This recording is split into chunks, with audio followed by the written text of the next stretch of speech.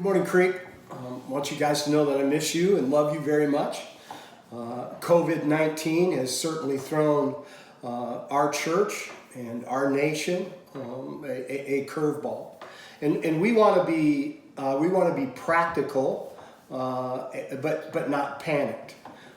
We find all throughout Scripture, especially in Psalm 91. That God is our hiding place. God is our refuge. And nothing shall form against us. And we see in 2 Timothy where it says, perfect love casts out all fear. So I want to encourage you that God knew about COVID-19 long before we did. He still sits on the throne. He's still our safe place. So with that in mind, we want you to know that services, how we do them on a regular basis on Sunday, will be canceled until further notice, including youth group. But I believe, just like in the book of Esther, that God has made us for a time like this. And the peace that we get from God, we can share with those that do not know Him. And I believe coming on the other side of this, the church is going to be far stronger and far better. So I would want you to know, as you're in this community, with your friends, with your neighbors, in your neighborhood, whatever that looks, if there is a way that our church can serve, that I may not be aware of, man, you let us know as soon as you can, because we believe that the church was made for a time just like this. Now, today, we've tried really hard to get Jim and Lisa Willis here. They couldn't. About a month ago, they were going to come end of April and be with us. They can't make it. So you're going to see their testimony about what our church has done as far as sending them to Sierra Leone. This is from their home church up in Seattle, and it will bless you. And you know that the DNA of the Creek, or one of the strong right arm of the Creek, is missions. And man, I think that you'll really enjoy it. And it's why we give to missions. It's why we give to our church. In this interim period, if you write a check and drop it off in the offering plate, that's just not going to be possible for you. But you can give online. It's easy to navigate. You go to the church's website. It'll be a place where it says give, and you can give. Many of you guys do it that way. If you're not familiar with that, you can go there, and it will point you in the direction on how you can sign up and give. But let me tell you, man, you're fixing to be blessed by Jim and Lisa Willis and what God incredibly did in Sierra Leone. I love you guys. Have a great day. All right. Thanks for joining us, Willises. As we learn today and hear kind of what the Lord's doing, I thought it would be appropriate to first hear who you guys are and what's your testimony? How did you come to Christ? We're the Willises, and let's see if this is working.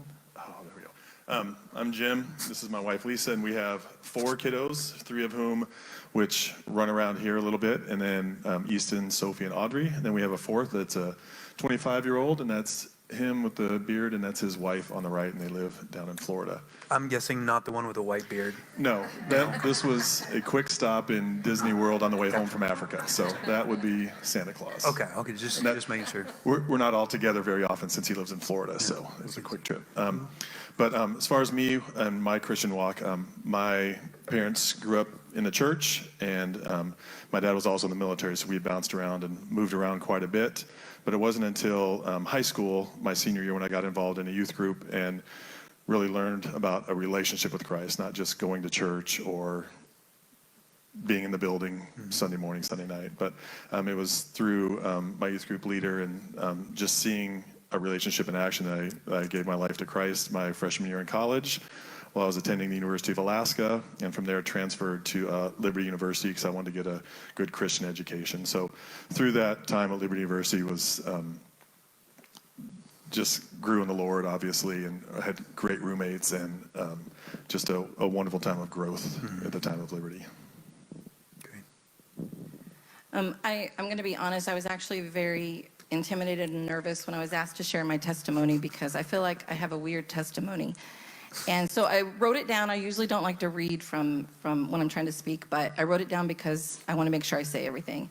But so my parents were 15 and 16 when God created me. So they were not believers in Jesus. So the first years of my life were very interesting. Miraculously, they stayed together. And these two really young people created a really beautiful family. And by the time I was 5 or 6, they had become Christians and they were all in. And from that moment, I never knew anything but Jesus as the center of my home. Wow. We became involved in a Baptist church, which was full of amazing, beautiful people. It was also very steeped in legalism, which for a little girl like me who was obsessed with perfection and getting everything right, this became very challenging. And I really didn't understand grace. I knew what salvation was. I knew it was by faith through Jesus. And I know that I didn't have to get saved again every time that I sinned. But I just kept feeling like maybe I didn't get it right. Because I even remember a well-meaning speaker telling me when I was a teenager, well, if I was drawn to the world, I would probably second guess my salvation, which I did my entire life because I didn't realize that getting saved didn't come with a never want to sin again card. And so I just kept thinking, I must not be a Christian. I must not be a Christian because I'm not burdened for the lost. And I beat myself up all the time over this. I excelled. I was a total overachiever, graduated, ready to change the world, headed to Liberty University, still struggling with this do I really know God thing. In my early 20s, my very young family, which we're freakishly close, we're a very close family. And when I was in my early 20s, my dad died on the basketball court in the middle of a game. And he's on notice to take over if I start crying. This really wrecked us because I didn't understand what God was doing, and I had young siblings, and this was just a really hard time for us. But I really became a train wreck and a mess after that because I really was still struggling in my faith journey. And by the time I was 25, I found myself pregnant and without a husband. So total disappointment. Sure that I don't know God at this point because who does that if they know God? And what I didn't know then that I know now when I look back is that God was showing me grace because this little boy who came into my life when I was a mess he's a youth pastor now, and he's leading teenagers to Jesus, and that was the picture of grace I think God wanted me to see. So for years I struggled running to God, chasing him, and then running away and getting exhausted and then just leaving it all together. In my 30s, I kind of came to a point where I'm going to get this right. I'm going to follow God and not struggle with this anymore. I was at I might need to think something for my eyes are going to start. I can't see. So by the time I was in my 30s, I decided I'm going to get this together. And I loved being a mom, and I was pursuing God at the time. And I would love to tell you that everything just got really great after that. I threw myself into the church. I was at a youth retreat with my mom, and we got the notice that my stepdad, who had been in our lives for 12 years and was the father figure for my son, had collapsed and died suddenly. So here was my mom, widowed twice by 56, and still not understanding the goodness of God in all this. And so that was another struggle for me. I finally just decided that I was going to believe that God is good, and I was just going to hold to him no matter what. And I really had this resolve to follow hard after him. And life began to turn for me, and I really feel like I began to understand a little more about who God was at that time. I threw myself into taking care of my family, taking care of my mom, and taking care of my little brother who was 16 at the time. And this really wrecked him when we lost my dad. So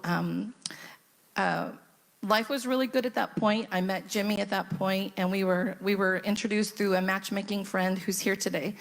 And hi, Robin. And she put us together, and spiritually we're about in the same place, and we both knew that we wanted more than what we had. So we got married, achieved the American Christian dream, big house, involved in church, nice cars, nice jobs. And pretty soon we realized this isn't what we want. Our son, who was headed to Bible college, introduced us to the book Radical, and it totally wrecked our lives. And we realized we're not living biblically, and we want to do something different. So he received a job offer to come out here to Seattle that would pay enough that we could quickly get out of debt and then come to some place where we could serve more, which is where our hearts both were. We were closer to God than we'd ever been. Things were going great. We were involved in a plant church. He was an elder. And then we got a call that my little brother had collapsed at work and died suddenly. So this was the one that just about wrecked me. And for 5 months, I wasn't sure that I would survive this. I felt a lot of guilt, and I was pretty sure God had abandoned me at that point. Fortunately, when my faith hit the floor, it had been built over the years on a foundation of Jesus, and I knew he was real. And a friend whispered to me once, "You just need to begin to declare what you know." So I began to pray every day. I believe you're a healer, and I believe you're going to heal me. And if today's not that day, you're going to walk for me. And little by little, he began changing me, and he brought a single mom into my life at the same time that needed a birth coach. And I realized as I began to serve her and be her birth coach and pour my life into her, that I was feeling the peace and the healing that he was using serving to heal me. And that was the lesson that I learned, is that the peace of God and his overwhelming love is felt when I'm serving him. So at that point, I had spent so long struggling with, do I really know God? Do I not know God? And a friend of mine in the grief process, grief is a brutal beast that'll take you to places you never imagined. And I had totally forgotten everything I believed. And she began to tell me, just rest in the words that Jesus said on the cross. It is finished. Mm-hmm. You are not the author of your salvation. He is. Mm-hmm. So I began to say that, and I began to pray and realize that it wasn't about what I did. It wasn't about how close I stayed to God. It was about what Jesus did on the cross and the fact that his work is finished. Mm-hmm. So it's kind of a weird story, but that's it. That is a beautiful story. No, that was wonderful. One of the reasons I wanted them to begin by sharing their testimony is sometimes in Christendom, we can compartmentalize and label. We love to slap labels on people. Oh, they're missionaries. Look at them, their perfect life, their wonderful testimony. They've never done anything wrong. Put a cape on them. They're the ones that are the special ones. We can elevate a discipler and say, well, I'm not a disciple of Christ. I can't pour into somebody else because I don't know that much. I can't be a missionary because I'm not perfect yet. And just through their testimony, I want you to look at the beautiful holistic package of grace in the cross, and just hear the power of her testimony and recognize how accessible a wonderful life with Christ is for messy, broken people who are all of us, who are desiring to grow, desiring to want to be used. So if nothing else, hear that. See this beautiful testimony. And hear that is each and every one of us, and the opportunity to not only be poured into, but pour into those around us, and then to say, Lord, here I am, use me. Thank you. That was beautiful. All right, so obviously the book Radical, obviously your guys' testimonies and people pouring into your life, it got you in love with Jesus and then obedient to him. One of the other teaching points I'd love to make is our goal as Christians isn't to do cross-cultural missions. Our goal as Christians is to fall in love with Jesus and be obedient to what he tells us. And what did that look like for you guys? And then how did missions come into play for that? I would say, as far as like getting involved in missions and things like that, I think a lot of the baseline for that was set for me as a young child. My parents always had an open door policy, so all my friends and anybody that ever came into our life was welcomed into our home, no matter what of status or poverty or race or anything. They're just welcomed into our home. So I think I was just ingrained in me just to love and welcome people in. And then we traveled a lot, so the desire to travel and see different places and see different cultures started to go in there. So then once I became a Christian, those pieces kind of all started to come together. I'm like, oh, we need to spread the gospel, and go just isn't to your neighbor, but it could be throughout the world. And then going to Liberty University and having missionaries and stuff come in and hear stories about like the Jim Elliots and these other things, and you do put that cape on them, like these people went and gave their lives. They're living someplace that I would never go in a million years, and they're happily doing this. And so I was like, I don't know if I could do that and be a missionary. Well, during that time, we had someone come to our church and just kind of share about the Southern Baptist missions and the different types of missionaries that they have there, where you can go for a 2-week mission trip. Or there was this one called the Journeyman Program, which was a 2-year program for single college graduates. I'm like, I'm 24, graduated college. I think I can pull that off. And so I signed up and agreed to go for 2 years. And strangely enough, I went to Guinea, West Africa, which is the next country north to Sierra Leone. So while I was in Guinea 25 years ago, I met some Sierra Leoneans, and it kind of laid the groundwork. And I was part of a Baptist center over there, teaching English, playing basketball, and working in the churches, and working with the 2 pastors in the photo, and just kind of laid the groundwork for my future life of just how this can all work, and that you don't have to be this great, amazing person. You just have to be willing to say, I'll go. Mm-hmm. For me, I grew up in the church, so missionaries were sort of celebrities to me. I would remember that when they would come, I'd get excited because they were going to show a film and they were going to talk about another country. And I remember kind of having them up on a pedestal like they were going to be these super Christians that would just come tell us how they were changing the world. I was always interested in them. We would have the opportunity to write to them, which was very exciting as a kid. And so I knew about missions, and when I worked for 15 years at a marketing company, and we began to do humanitarian efforts in the Dominican Republic. And I went on the first one in 2003 and just fell in love with it, and went back 5 times after that, and just fell in love with the fact that not everybody's like us and that we all need Jesus. And I began to see what the world was like in other places outside of what I knew. And then after we were married, we went to Haiti. So we've gone to different places and seen cultures, and I always fall in love with the children because that's where my heart is. But basically, I've known missions my whole life, and it's always been a part of what I thought I would be passionate about. Mm-hmm. Wonderful. So that leads us to kind of what you guys are doing now in Sierra Leone, West Africa, and what does that look like now, and how did you come to Bridge of Hope and all those things?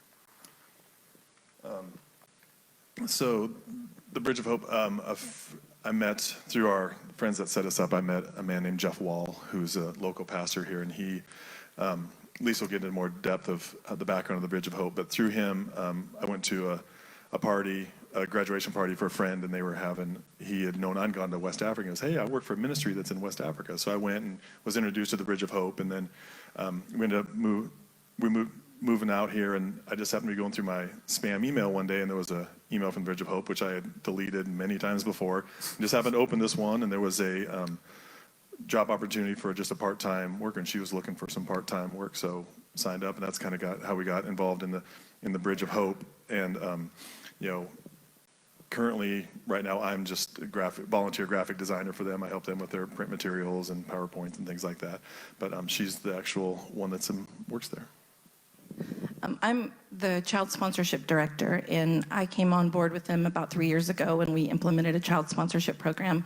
We currently have 902 students, and we have 440 of them sponsored. So that's kind of what I'm doing. And as far as our involvement, when we went to Africa the first time and began to know this is going to be a big part of what we want to do, our plant church back in Kansas City, you met the pastor when he came here, when we were leaving CAM, yes. They knew we were coming out here to try to find a way to serve more full-time, and so they had told us, whatever you find to do, we'll back you. So we initially were going to Africa for a year, maybe more, we didn't know. And then in the middle of that, Cam came back, and they had had some major issues happen at the church where financially they couldn't support anymore. They could pay for our tickets and get us over there, but the long-term support had to be postponed. So we were able to swing it to go 3 months on our own. And right now, we don't really know where God's going to lead after this point, but we're willing to do whatever that looks like, even if it means stay here. We don't know exactly, but we know we want to stay involved with the Bridge of Hope. And so you guys were just there for 3 months, right? We were there for this was our third trip. And we stayed for 3 months this time and took our children this time. Sometimes I think it's hard for people to understand your process of knowing that you were supposed to go.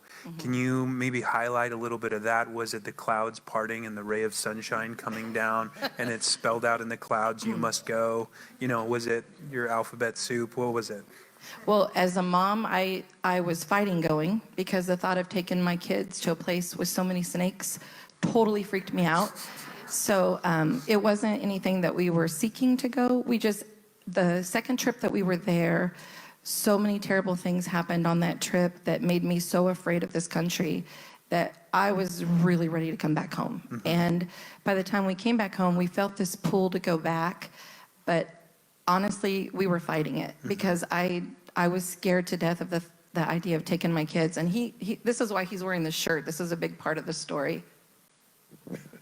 So like she said, it was kind of a tough last 48 hours last time we were in Africa, last January. And so we came back and we're just thankful to be home, safe and sound. And then we spoke at our church in Kansas City, and kind of a light bulb went off, and the turn kind of came back, like, all right, we're ready to start doing this again. And just felt, when we were there before, just felt the need that somebody needed to be there longer term. You can go there for 2 weeks and everybody over there can put on a happy face and things can function differently for a 2-week span. But we wanted to really kind of go in there, just kind of see how things are really going. Like on behalf of the Bridge and on behalf of Jesus, just kind of see how things are going. And so God was just kind of laying on our heart to go for a longer period of time. And, but I'm a little bit lazy and a little bit kind of floaty down the river, so it just never really committed to do anything. And there got to be a point where last spring, my son Easton wanted to read the Bible through in a year. So as we're kind of contemplating going on to mission trips and kind of holding back, Easton and I are reading through Exodus somewhere, I think, and there was just all these do not fear, do not fear, do not fear, do not fear. And I look at him, I'm like, hey, bud, we serve the God of the universe, the God that created everything with his breath, the God that's parted the Red Sea, the God that follows and loves his children more than anything. And if you've got that God on your side, what do you have to fear? And as I'm saying that, I'm like, man, I am loaded with fear about going to Africa. And I'm like, that's the only thing that was holding me back was just fear. And if you are in God's will, following God, and going where he asks you to go, that's the safest place to be. Amen. Even there are those snakes and disease and stuff like that, there's car accidents and other things here. So it just doesn't matter. So at that point, I'm like, all right, babe, we're going to head back to Africa. And then from there, it was just kind of logistics and piecing out whether it was going to be a year or 3 months. And it just turned out to be kind of a 3-month trip. And was that confirmation in your heart when he said that, or were you like, no? I said, if you think we need to go, I will go. And I will blame you if it goes badly. Seems appropriate. And then the Lord continued to work on your heart. And that whole part, good. And that wasn't the only time that happened on this trip. It's real. It's real. It's messy. It's a faith walk. I mean, and fear didn't just vanish that one moment. It's every step of the way, right? Yeah. But I did want to say, though, when we were going, I had all this fear, and I'm joking that I said I would blame him, but sort of. Yeah. But I was so petrified going, but once we were there, I can't explain the peace that came over us. It is a God thing because there's still snakes there, and there's kidnapping, and there's lots of ugly stuff. Sierra Leone is a really dark place. The black magic and the evil spirit is very alive there, and you can feel it. And so if you would have told me that I would have ever relaxed with my children there, I would have never believed you. But it happened very quickly, and the whole 3 months that we were there, it was definitely a peace that I did not expect to come over us. So I did want to mention that. Yeah, and just for context, this part of Sierra Leone is one of the ones heavily impacted by Ebola. Heavily, Yes, yeah. So do you want to explain a little bit more of what you guys are doing there and kind of use that as a talking point for the ministry? Yeah. Let me see. I'm just trying to think what slides we had going up. Why don't you go down there to where the leadership team? Okay. Well, just a real quick thing we'll tell you is this the leadership team? So a big part of what we were doing over there was overseeing what our leadership team there is doing, because a quick overview of what the Bridge of Hope is doing, they're about 12 years old now, and it began with just a group of pastors going over there to see what the needs were, and 6 churches were established, and a small group at a church in Maple Valley just kind of decided we want to do something. So they began to pray about it, they began to travel over there, and this small group is actually still together 12 years later. Every single person is still doing this with the exception of one who passed away. And it is beautiful to watch because they have kept this as almost like a small group project, and they've left so much room for God to work. So these are the leaders that are actually leading the Bridge of Hope in Sierra Leone. And here in America, there's only 3 part-timers. Everybody else is just a volunteer, because the goal is to make this their ministry, dependent on God and not dependent on us. So these are our key leaders that are over there that really, it was beautiful to watch them, because if you know anything about third world countries, finding really good, trustworthy leadership, it can be the biggest part of the challenge. And we really feel like God has blessed us with some amazing people who are over there leading the charge for us.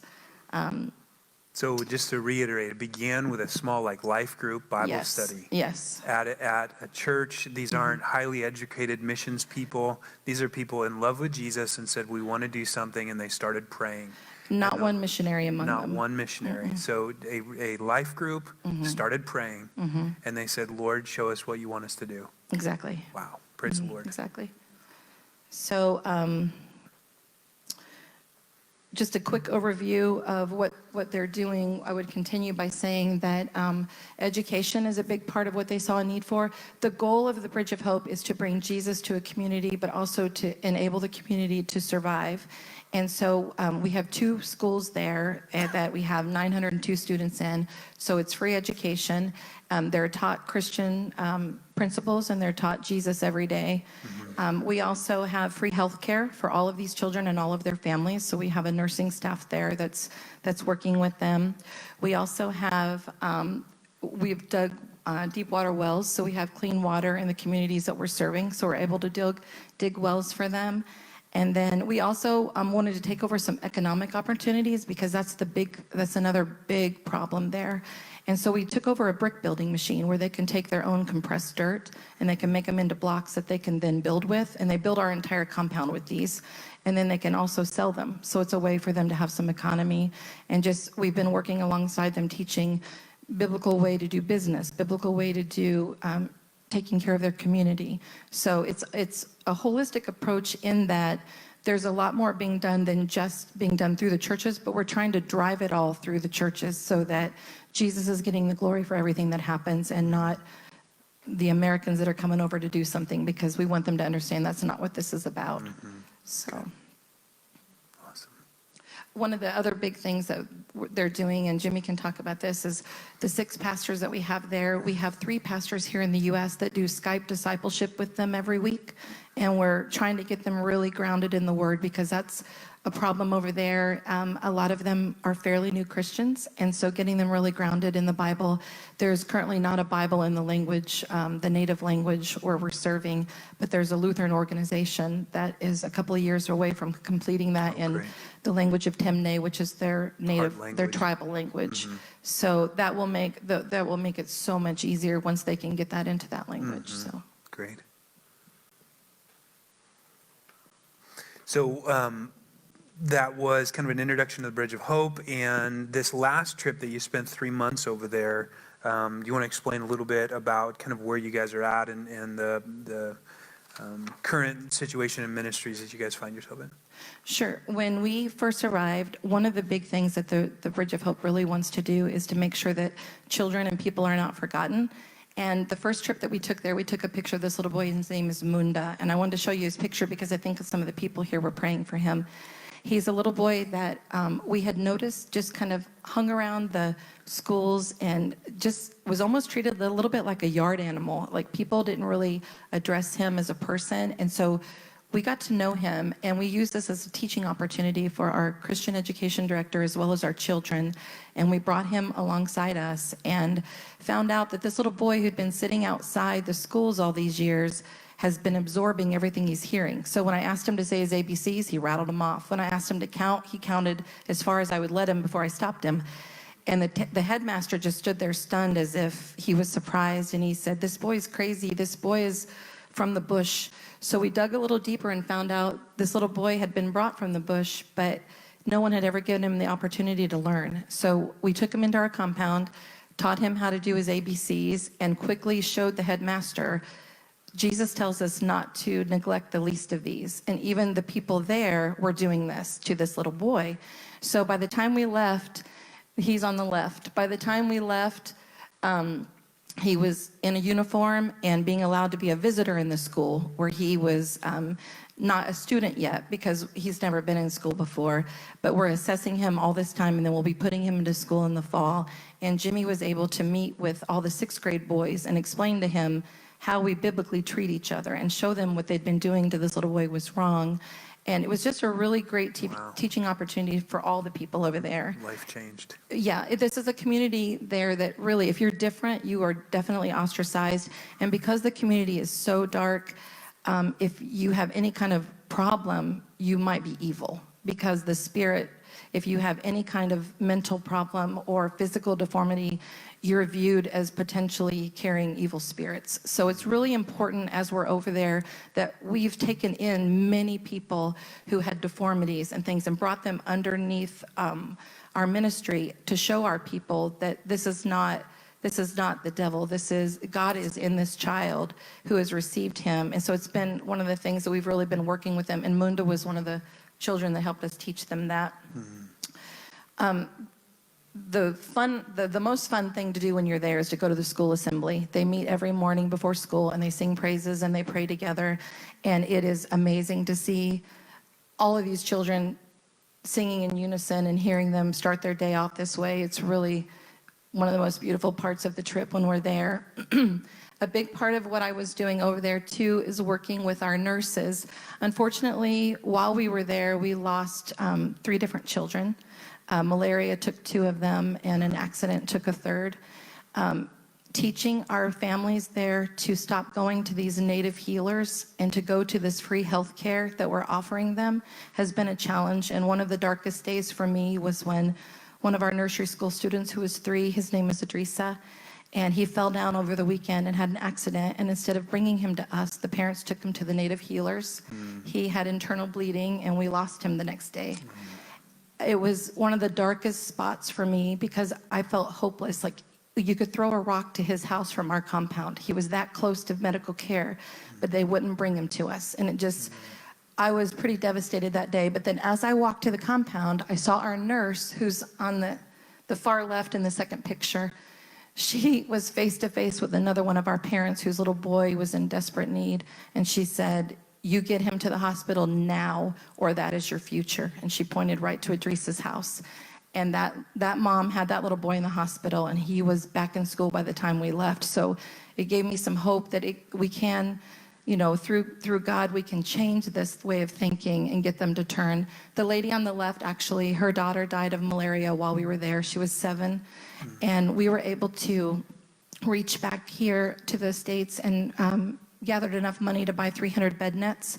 So we did bed net training with all the families, and we were able to provide 300 bed nets to them, and also liquid fever reducing medication because they don't have that there. They can't afford it. So they break up these little pills that they have, which is their version of Tylenol, and they try to force feed them to the babies. And it's one of the reasons that 1 in 5 children in Sierra Leone don't live past the age of 5 because they can't fight these fevers. So we're able to buy a lot of fever-reducing medication and do training with them on that as well. One of the really great things about this year is snake bites are one of the leading causes of death in West Africa. They have some of the ugliest, nastiest snakes you can imagine.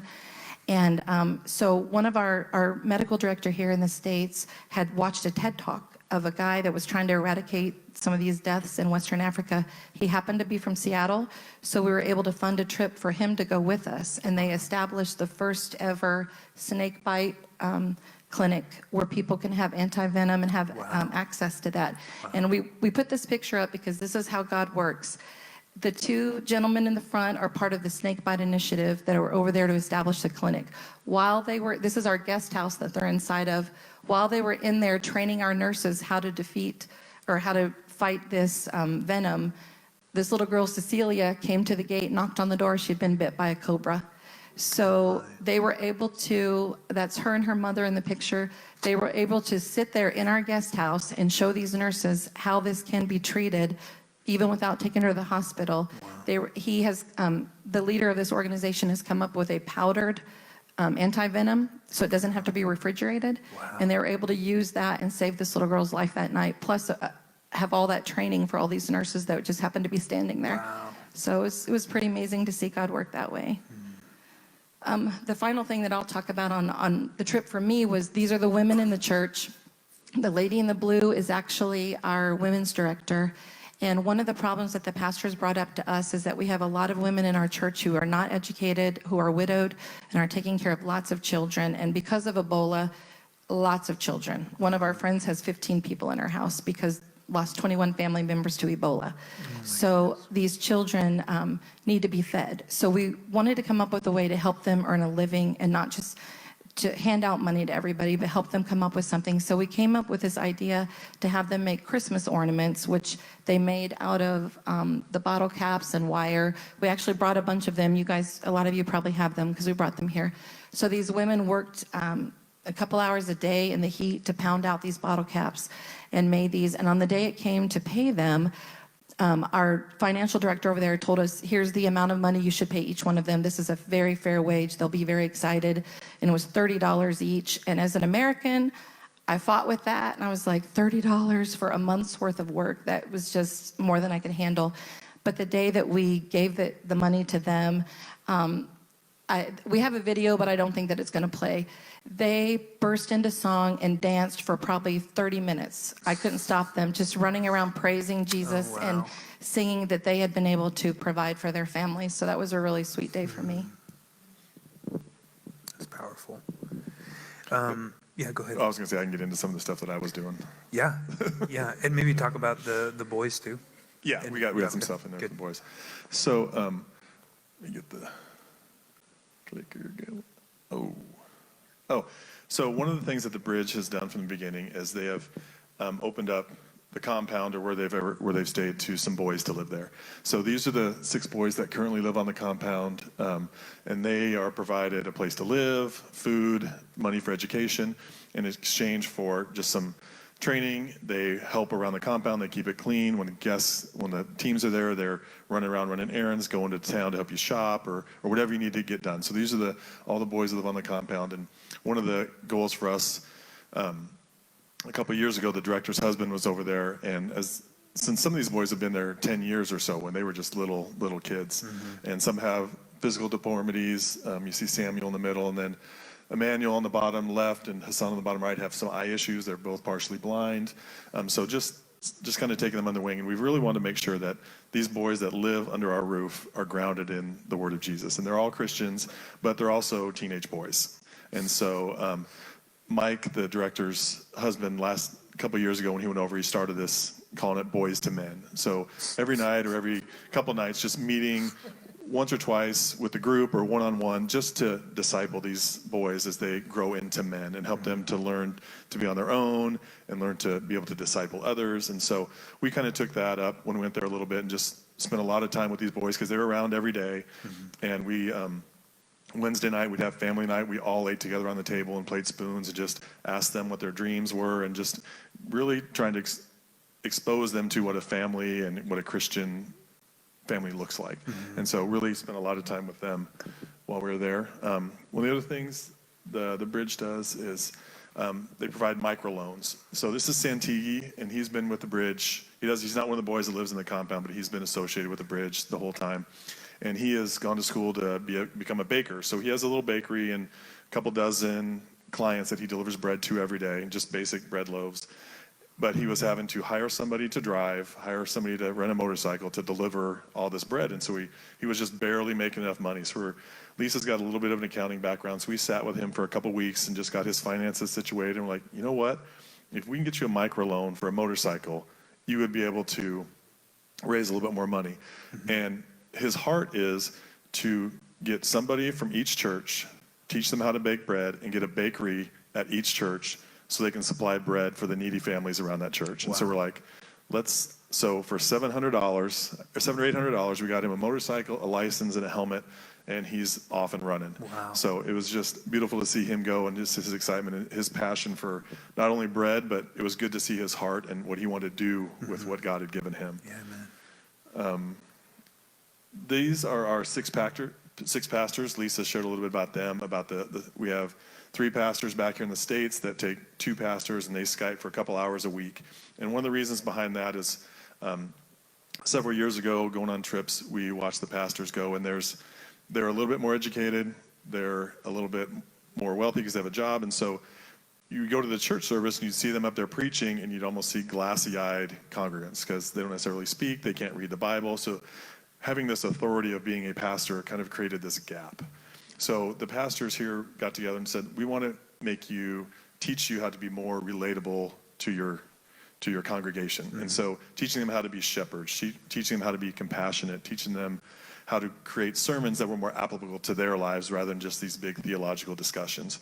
So when we went back over this trip, that was one of the things we were kind of looking for. Mm-hmm. And it was amazing to see the difference in every one of these pastors, just how much more compassion and love and concern they have for their communities. Mm-hmm. They're not just up there as this authority figure preaching the word of God. They were hands-on. Many of them went with me on little prayer meetings or to see the community. And it was just a beautiful thing to watch all these guys. And they meet once or twice a week.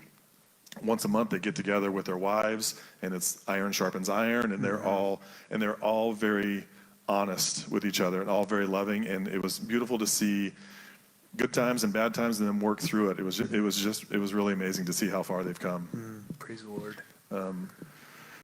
The 2 of the lead pastors, Micah and Pius, every Saturday they lead a Bible school, and so they've asked 6 members from each of the churches to come together Saturday morning for a couple hours and do a deep dive into some scriptures and some Bible study to start training up the next generation of leadership. That's great. And that's another thing we noticed from the trip we took a year ago to this trip, is now each church had 3 or 4 people that were involved in the service, whether leading or sharing scripture or teaching Sunday school. It wasn't just the pastor doing everything.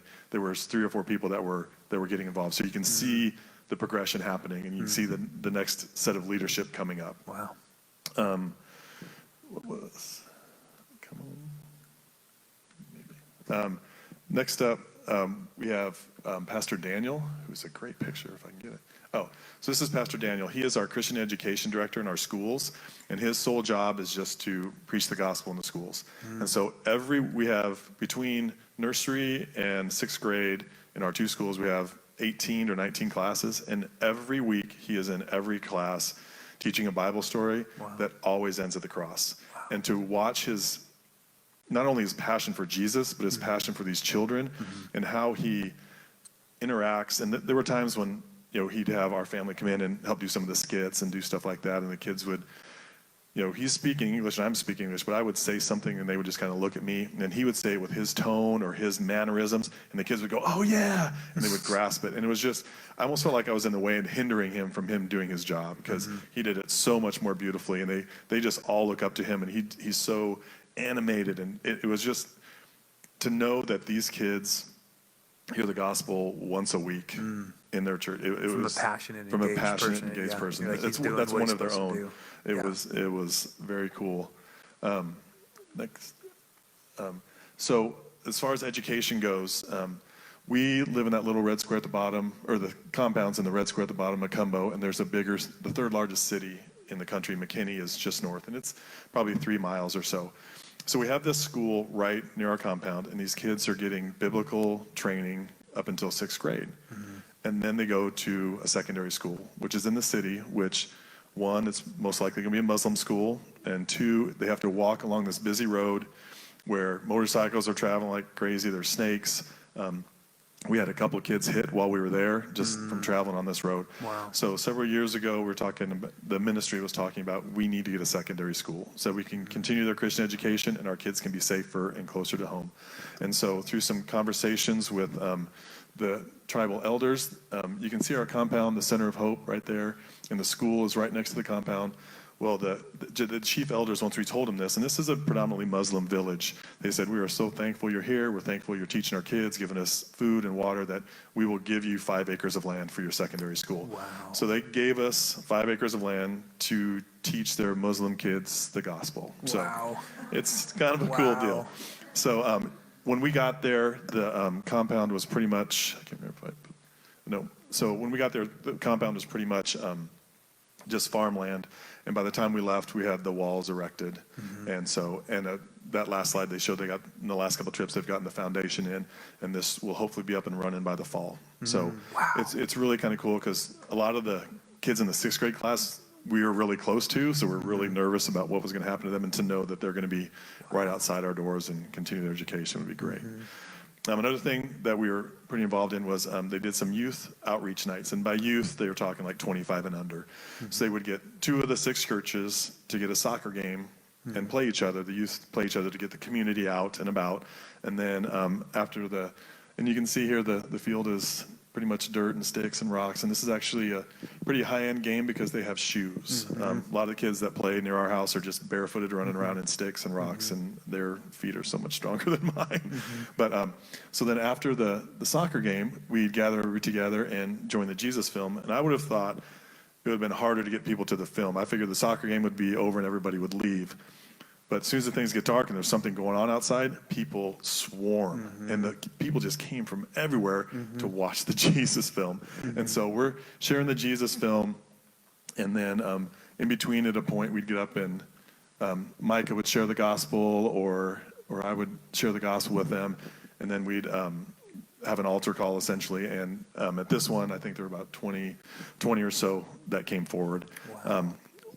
Earlier on in the trip, Pastor Micah approached me and said, while you're here, we'd like to do a baptismal service. I'm like, that would be awesome. I'm like, what are you thinking? He's like, oh, there's like 60 or 70. Oh my I'm goodness. like, 60 or 70? And he's going, well, we haven't done a baptismal service in like 3 or 4 years, so we'd love to do it all year. So, well, I'm like, where are we going to do these 60 or 70 people? It's like, oh, we're just going to do it in a river down the road. And instantly I'm like, I don't really want to get in an African river for any number of reasons. And so for the next week, I asked him, like, is there another church? Is there a trough we can get? What are our other options? And she's feeling the same way about not wanting me to get, because, father of 4 and like just not wanting to put myself in too much danger, be a little bit cautious. So we kind of asked around. I asked some of the expats, and basically what it came down to was the river was the best option. And so here we are getting ready to do this baptismal service in the river, and probably should have done this prior to the day of, but we went and scouted out the river spot. Luckily, there was a big river bank, probably about the size of this room, that there was room for stuff. And things over there, though, you have been to a third world country, in Africa, it's called Africa time. Over here, it's like when we say 10 o'clock, we meet at 10 o'clock. Over there, when you say 10 o'clock, it could be tomorrow. Tuesday, yeah. Right. So Pastor Micah told us that we'd do the baptismal service at 4 o'clock, but he told everybody else 3. So we get there at 4 o'clock, and we are the only ones there. And so we're sitting there in the vehicle. It's tall grass around you, and that's the last place I want to be, is in tall grass off the beaten path. And so we're all sitting in our car with the air conditioner running and going, where is everybody? So we're waiting and waiting and waiting. And all of a sudden, people just started appearing out of the bush. And it was like this really surreal moment, like Field of Dreams kind of thing, where people just appear. And then I realized, none of them have cars, so the taxis were dropping them off at the road, and they were walking up. So once everybody got gathered there, we huddled around the river, and there's over 100 people there. And we really wanted to make sure at this point that we had this group gathered there that they knew what this meant. So we presented the gospel to them and said, this baptism is just a symbol. This has absolutely nothing having to do with you getting to heaven. The only way you get to heaven is through Jesus Christ. And so we were able to share the gospel with all of them. And then over the next hour, we hopped in the river and we ended up baptizing 87 people. Oh my goodness, what a in the river. privilege. What a privilege. From going Yeah, from one of amen. the That is an eternal testimony and a workout. Yeah. Well, Daniel did half and Micah did half, and I was there for all. So Wow. I don't know, but it was going from one of the scariest moments of the trip of stepping into an African river, and I was wearing waders, but there was a hole in them, so they instantly filled up, and I was like, if I fall, I am gone. And at one point, I'm baptizing, and I hear this splash behind me, and I jumped around so fast, and I look up, and there's my son Easton throwing rocks behind me, and it just about gave me a heart attack that a snake fell in the river or something. I'm like, Yeah. But it was beautiful to see. There's not, the death rate, the average life expectancy over there is like 40. But there were some women and men there that were in their 70s or 80s that I got to baptize. And also some 6 and 7-year-olds. It was just a beautiful, beautiful day. And one of the highlights of the day was, these are 4 of our sponsored kids. And Peter, the one on the right, is a boy that we sponsor, we've known for years. And when we get there, like the first thing he said this year is like, "Where's my Bible?" You said you bring me a Bible. So he's pretty grounded. Ali lives on the compound, and we spent every day with him. My kids know him really well. And then Zainab is the girl in the compound that I had a few interactions with, and it was sweet. And then Samuel. So these are kids that I've gotten to know over the years. It's just really beautiful to baptize those kiddos. Wow. So I think that was about the highlights for the trip. You guys want to share about your We can do a little bit of that. just an Yeah. intro. One of the ways, I mean, as we come to a close, and we'll be sensitive of time here, talking about kind of the impact that these trips have had on their life, and just to recognize that this isn't just about doing ministry at a different place. Ministry doesn't begin and end with a plane ride or a car ride, but the impact that has in our lives here and the service here. And so maybe share about how your family's growing and what that looks like, just being open to what the Lord has for you and unexpected blessings. Sure. When we were in Kansas City, we were foster parents, and we actually adopted our 2 foster daughters, which is, you've all met them, Sophie and Audrey. We have always had a heart toward the children that need a place to be. And because I work with the Bridge of Hope and the Child Advocate there, we learned of the story of these 2 boys whose, when Ebola came through, their mom had died as a result of a complication from pregnancy, and their dad died in a pretty horrific way because there was a lot of fear thinking he had the disease, which he did not. But anyway, there was huge tragedy in their lives, and their sister died a week later. So these 2 little boys, who are now 10 and 11, this was in 2014. So they were still quite small, and they were taken, they had a loving family, and in 1 month they lost their mom, dad, and their sister. And they were given to an auntie to care for, but she is unfortunately caring for 15 other people in the house, had no room, so she had to put them into an orphanage.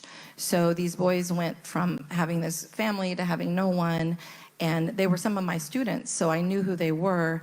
And so we just kind of kept tabs on them. And then when it became apparent that they were going to be left in the orphanage and that there was nobody that could care for them, we began the process of adopting them. So we just had our meeting with the Department of Ministry Welfare a couple days ago. And so the final step is the court date, which we're waiting on and praying through with all the travel complications right now. But hopefully fairly soon we'll be bringing 2 little boys home with us. So I'm sure we have a picture of them. It's just at the front end. Oh, okay. So if you wanted to talk about Thomas. So, Skip too far. Sorry. yeah, we'll be probably good on time. Yeah. Yeah. Yeah. Can we bring up can you describe it, and maybe they can find it on the computer? Of the boys? Yeah. It's right at the front. No, not those No. boys. Not those 2. Those are 2 of my other boys. That's Kappa and Mai. Yeah. It's at the It's like beginning. the second or third slide. Yeah. Oh, there's another Just one. go after that. Maybe just after that. I thought they were in there. Maybe 2 more. Okay, just keep going until we get there. There they are. Okay. Yeah. Perfect. So those are David and Dauda, which ironically we found out both of those names mean David. Dauda is actually, like if you read in the Quran, David turns into Dauda. And in the Bible, Dauda turns into David. So both boys are pressing us to change their names when we get here, and we'll be working through all that. But yeah, so these are the two little boys that hopefully will be running around here within the year. Wow. So. Praise the Lord. Closing thoughts? Did you want to share about your Thomas story? Yeah, the closing thing that I would say is what has most changed with me through this whole experience is just my idea of what the least of these looks like. This is, I wanted to leave you with this picture of Thomas because Thomas is a little boy that has mental and physical challenges. So his family, thinking that he's evil, just left and moved to another place and left him in the house locked in to die because they felt he was evil and that they needed to rid their family of him. Fortunately, our boy's auntie lives next door and found him and brought him out. But still to this day, because they're all struggling to feed their own families, this is a little boy who will be lucky to be fed. And when I go, I spend lots of time with Thomas because he just won my heart over. But that's probably when I think about the Bible commanding us to take care of the least of these, I can now put a face to that. And that actually helps me stay focused on the fact that I am certainly not perfect. And you heard my testimony. I'm kind of a twisted mess. But I think we still have to do something. And I think if you're waiting for a time when you're going to have it all together to serve, you're never going to serve. And I think if that's what I've learned more than anything is my peace with God is found in serving, not in waiting for him to show me peace so that I can go serve. I kind of had that backwards before. I would just say after going over there or any mission trip or going anywhere outside your comfort zone, it just changes how you see things and view things, and you just have a better, more humble and gracious spirit for what we have and why we're so blessed, and then also a hunger to share it and give it back. And also going over there these last couple of times, it just the urgency of just the way the world is going and how evil and things are over there, and the short lifespan of the illness and disease. There's just an urgency to share the gospel. And so it just brings us more to a heart of prayer and more to a heart of getting more people to go, or just more people to share with your neighbors, if nothing else. So Yeah.